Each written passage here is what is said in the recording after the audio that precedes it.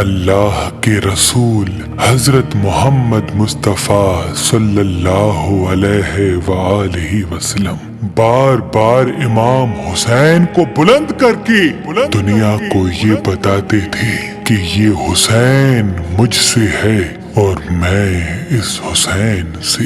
اے لوگو، اگر اس حسین پہ کوئی مشکل وقت آ جائے اور یہ تم سے مدد طلب کرے تو اس کا ساتھ دینا، کیونکہ یہ جنت کے جوانوں کا سردار ہے، میرا خون ہے، میری اولاد ہے۔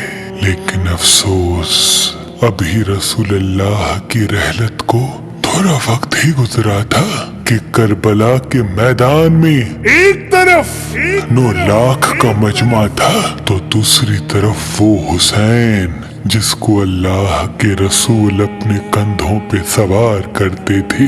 امام حسین علیہ السلام اپنے نانا کی امت سے بار بار کہتے رہے کہ کیوں میرا رستہ روکا ہے؟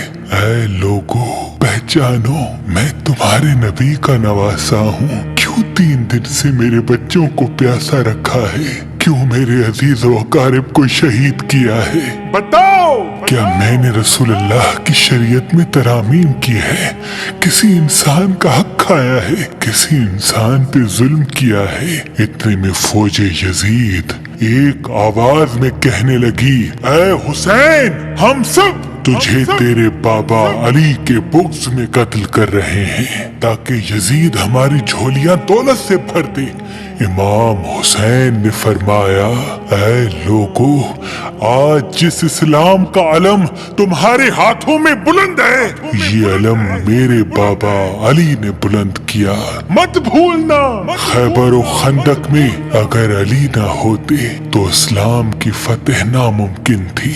وہ علی جس نے پوری زندگی اسلام کی تبلیغ کی، حق کو بلند کیا، رسول اللہ کی حفاظت کی، آج اس علی کو یہ اجر دے رہے ہو۔ اے لوگو، بتاؤ، اللہ کے رسول نے بار بار میرے بابا علی کا ہاتھ بلند کر کے فرمایا تھا کہ جہاں حق ہوگا وہاں علی ہوگا، جہاں علی ہوگا وہاں حق ہوگا، اور آج اس علی اور اولاد رسول کو یہ اجر دے رہے ہو۔ اتنے میں یزید کی فوج کے سپہ سالاروں نے دیکھا کہ کہیں فوج میں بغاوت نہ ہو جائے۔ اے شمر، کیا دیکھ رہے ہو؟ حملہ کرو۔ بس لاکھوں کی فوج نے جب رسول اللہ کے نواسے پہ حملہ کیا، امام حسین علیہ السلام نے اللہ کا نام لیا اور ذوالفقار کو نیام سے نکالا۔ تاریخ گواہ ہے، ایک طرف لاکھوں کا مجمع اور ایک طرف 3 دن کا بھوکا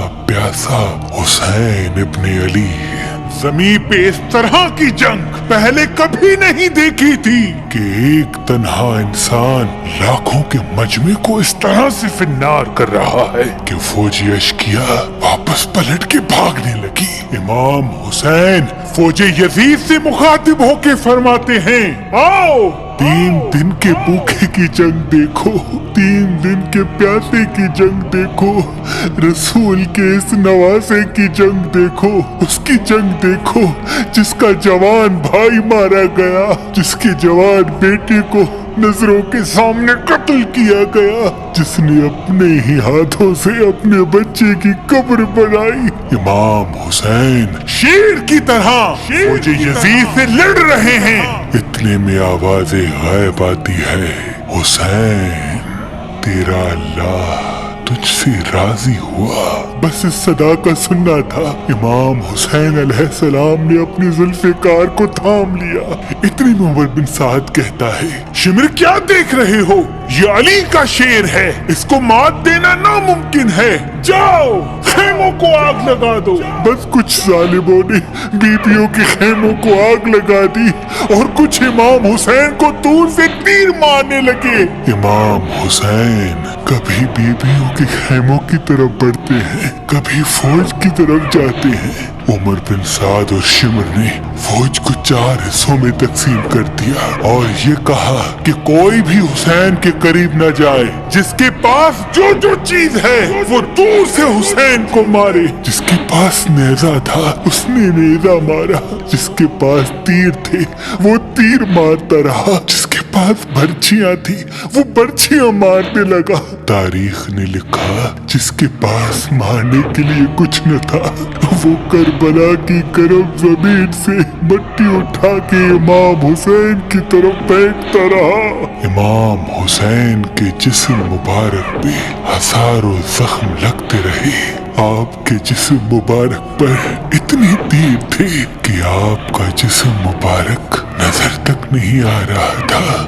بس جیسے ہی نواسائے رسول گھوڑے کی زین سے زمین پہ آتے ہیں، فوج یزید جھومنا شروع کر دیتی ہے، لیکن اتنے میں وہ گھوڑا جس پہ آپ سواری کیا کرتے تھے وہ امام حسین کے چاروں طرف گھومنا شروع کر دیتا ہے تاکہ ان تیروں سے میں اپنے آقا حسین کو بچا لوں۔ وہ گھوڑا دوڑ ہی رہا تھا، اتنے میں عمر بن سعد نے کہا، اے لوگو رکو، میں نے اپنی آنکھوں سے دیکھا تھا اس گھوڑے پہ اللہ کے رسول سواری کرتے تھے، کہیں تیر اس گھوڑے کو نہ لگے، اور یوں تیروں کو چلانا بند کیا گیا۔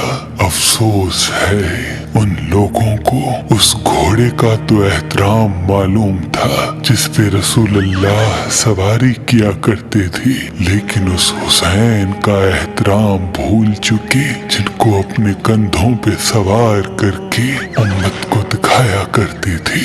بس امام حسین علیہ السلام زمین کربلا پہ اپنا سر رکھ کے اللہ کا شکر کر رہے ہیں، اور وہاں فوج یزید کے مختلف سپاہی امام حسین کا سر کاٹنے کے لیے قریب آتے ہیں۔ جو بھی قریب آ کے امام حسین کے سر کو دیکھے تو اسے امام حسین کے چہرے میں رسول اللہ کا چہرہ نظر آئے اور وہ چیخ کے دور چلا جائے۔ اتنے میں شمر کہنے لگا، یہ کام مجھ سے ہی ہونا ہے۔ جیسے ہی شمر نے خنجر امام حسین کے گلے پہ رکھا تو وہ دیکھے امام حسین کے لب ہل رہے ہیں۔ اس نے سوچا ہم نے حسین کا پورا خاندان قتل کر دیا، 3 دن تک حسین کے بچوں کو پیاسا رکھا، شاید حسین ہمیں بد دعا دے رہے ہوں گے۔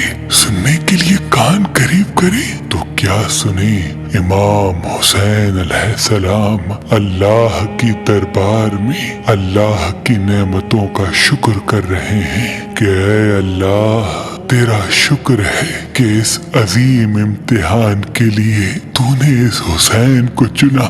اتنے میں امام حسین نے آنکھیں کھولی اور شمر سے کہا، اے شمر کیا تو نہیں جانتا میں رسول اللہ کا نواسا ہوں، جنت کا سردار ہوں، حق پہ ہوں، بے جرم ہوں؟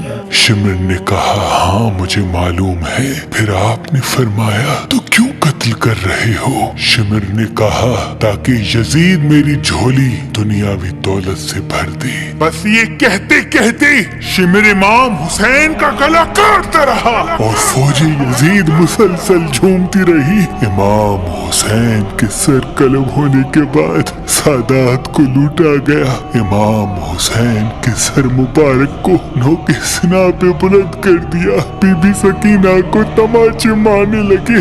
رسول اللہ کی نواسیوں کے سروں سے چادر کو لوٹ لیا اور امام حسین کے جسم مبارک کی توہین کرنے لگے۔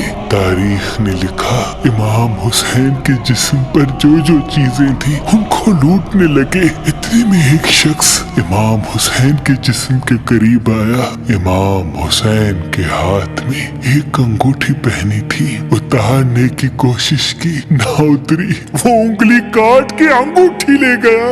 آپ کے جسم مبارک کو رسیوں سے باندھ کے کربلا کی گرم زمین پہ ادھر سے ادھر پھرایا گیا۔ اتنے میں عمر بن سعد نے کہا، اے شمر حسین اور اس کی ساتھیوں کی لاش کا وہ حشر کرتے ہیں کہ رہتی دنیا تک کوئی بھی یزید کے خلاف آواز نہ اٹھائے۔ سب کے جسم سے سروں کو کاٹ لو اور سب کی لاشوں کو پامال کر دو۔ بیٹو، زمین کربلا گواہ ہے، کہیں سے کوئی قبیلہ اٹھ کے آتا ہے اور کہتا ہے کہ ہم حر کی لاش کو پامال ہونے نہیں دیں گے، کہیں بی بی ام لیلا کا قبیلہ آ کے کہتا ہے کہ ہم علی اکبر کا لاشا پامال ہونے نہیں دیں گے، کہیں بی بی رباب کے قبائل کے لوگ کہتے ہیں ہم علی اصغر کا لاش پامال ہونے نہیں دیں گے۔